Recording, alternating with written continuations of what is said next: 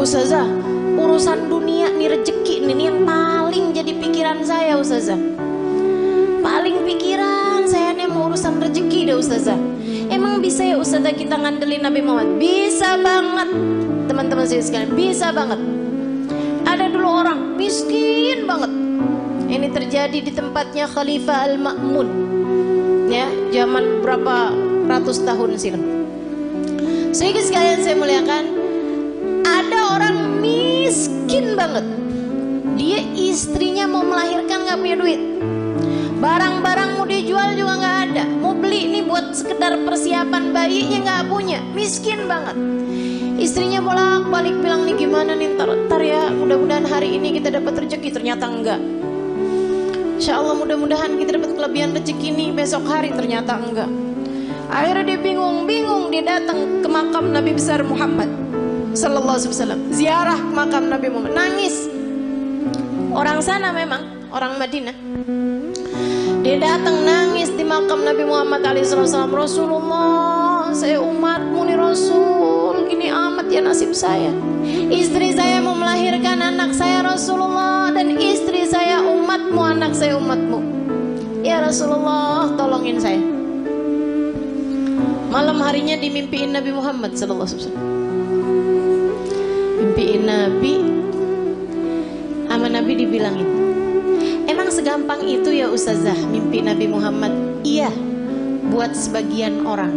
Yang apa Ustazah? Yang hatinya bersih. Ya, jadi itu istilah mimpi Nabi Muhammad tuh teman-teman. Itu tuh gampang buat sebagian orang yang hatinya bersih. Tapi Ustazah ada kok orangnya kayaknya nggak bersih-bersih amat deh hatinya. Misal dia tuh Ustazah suka banget gitu, atau kamu ngerasa misalnya gitu ya, hati saya nggak bersih-bersih amat, tapi saya gampang tuh ngimpi Nabi Muhammad. Hati-hati, hati-hati. Ustazah kan katanya setan nggak bisa nyerupai Nabi. Betul, setan nggak bisa menyerupai Nabi. Tapi kamu emang pernah lihat Nabi? Kan nggak? Betul nggak? Ini kayak ada orang nggak pernah lihat saya, terus dia bilang saya ngimpi Ustazah tadi malam. Tahu dari mana kalau itu saya? Kan begitu. Nah, tapi Ustazah bukannya setan nggak bisa nyerupai Nabi. Setan nggak bisa nyerupai Nabi, tapi ngaku-ngaku jadi Nabi, dia mah paling pinter. Jadi setan bisa aja tuh, saya adalah Nabi Muhammad, saya perintahkan kamu buat marahin suami kamu, buat jewer anak kamu. Tuh udah nggak mungkin itu Nabi Muhammad. Hati-hati. Nah, Nabi Muhammad tuh paling gak tega sama orang miskin dengan syarat hatinya bersih. Makanya Maulid Simtuturor ada bahasa gini, dan itu saya senang bacanya. Ya, saya senang semua kalimat-kalimatnya Habib Ali Habsyi ya. Tapi yang ini kayak gimana gitu, aduh Nabi romantis banget ya. Katanya Habib Ali Habsyi, idza da'ahul miskinu ajabahu ijabatan muajjalah. Nabi kalau dipanggilnya sama orang miskin datangnya pasti cepet-cepetan. Nabi itu dari masa hidupnya Nabi Muhammad. Kalau ada orang kaya ngawinin, ya Nabi datang juga, tapi nggak selalu paling awal. Tapi kalau orang miskin ngawinin, Nabi datang duluan sebelum yang lain-lain. Enak banget ya. Sampai sekarang juga Nabi tuh kayak gitu. Jadi Bu, kalau kamu ngerasa ya ampun rezeki sulit banget di dunia, tenang. Nabi kalau dipanggil sama orang miskin datangnya cepet. Maka deketin Nabi Muhammad sallallahu alaihi wasallam. Tuh kayak si laki-laki tadi itu yang istrinya mau melahirkan. Ya Rasulullah, ya Rasulullah, malam harinya ngimpiin Nabi Muhammad. Kata Nabi Muhammad gile, Pak, pergi ke khalifah. Khalifah tuh kayak presiden gitu. Bilang sama dia, Nabi kirim salam, sampaikan padanya buat ngasih sama kamu uang, anggaplah ya 100 dinar. Itu kayak semacam 50 juta gitu. Misal aja ya, misal. Bilang sama dia, kata Nabi Muhammad, sholawat kamu yang tadi malam itu pas 10.000. Udah tuh. Habis itu kebangun. Aduh, bingung juga nih. Seneng ngimpi Nabi, seneng dikasih isyarah, tapi kan caranya kan gak normal nih, gak wajar. Masa mau datang ke rumahnya orang khalifah pula, belum tentu diterima, belum tentu dibukain pintu ya Bu ya. Akhirnya dia datang ke seorang syekh, seorang ulama. Pada zaman itu tuh pejabat-pejabat masih sangat menghormati ulama, walaupun ulamanya miskin. Dia ceritain, kata ulama tersebut, ya udah ayo kalau gitu pergi kita ke khalifah. Nyampe di rumahnya khalifah, bukan khalifah bahkan ya, gubernur, mohon maaf. Pergi ke tempatnya gubernur. Akhirnya kemudian karena yang datang ulama, maka diperkenankan ketemu. Memang lumayan deket nih si ulama ini, syekh ini sama gubernur. Dia bilang, Pak Gubernur, saya ini datang kemari nih mau menyampaikan hajatnya tetangga saya ini. Silahkan kamu sampaikan. Dia bilang, iya Tuhan, mohon maaf, saya tadi malam ngimpi Nabi Muhammad. Nabi Muhammad kirim salam kepadamu. Oh. Nabi Muhammad bilang, Tuhan harap memberi kepada saya uang 100 dinar. Udah mulai curiga, oh dia datang nih mau minta duit nih. Nabi Muhammad bilang, katanya solawat Tuhan yang tadi malam sudah sampai 10.000 solawat. Langsung gubernur tersebut berdiri, kemudian dia ambil uangnya, dia kasihin 100 dinar. Dia bilang, ini Pak. Orang sampai kaget-kaget. Dia bilang, ini dari Nabi Muhammad untukmu. 50 juta tadi nih. Dia ambilin lagi. Ini dari saya untuk kamu, untuk hajat kamu itu. Masih diambilin lagi. Dan ini hadiah dari saya karena kamu telah memberi kabar gembira buat saya.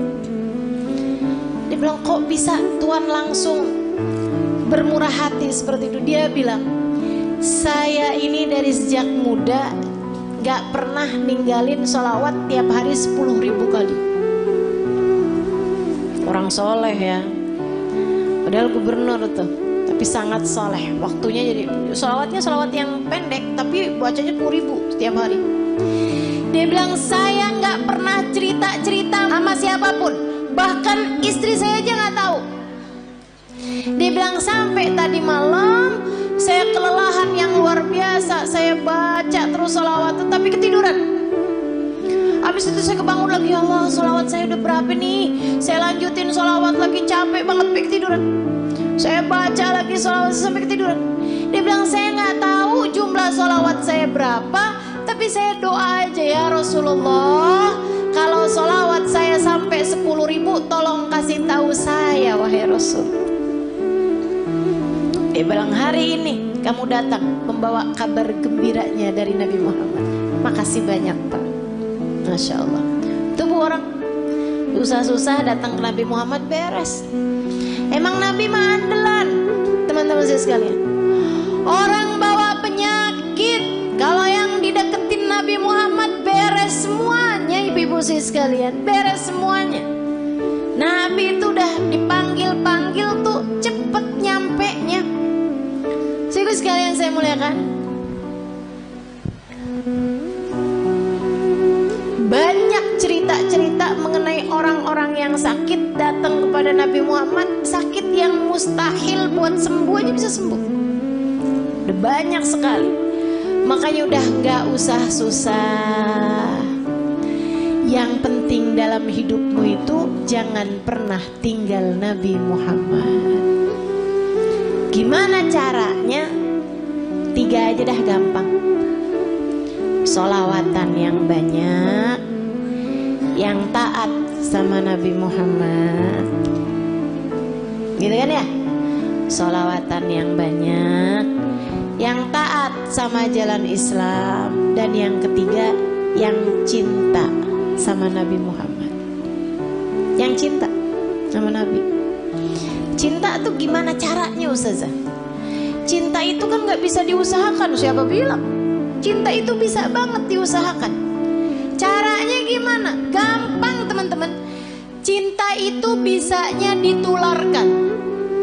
Jadi kalau kamu pengen punya hati Muhammad, selalulah, sering-seringlah duduk-duduk bersama dengan para pecinta di majelis-majelis maulid seperti ini.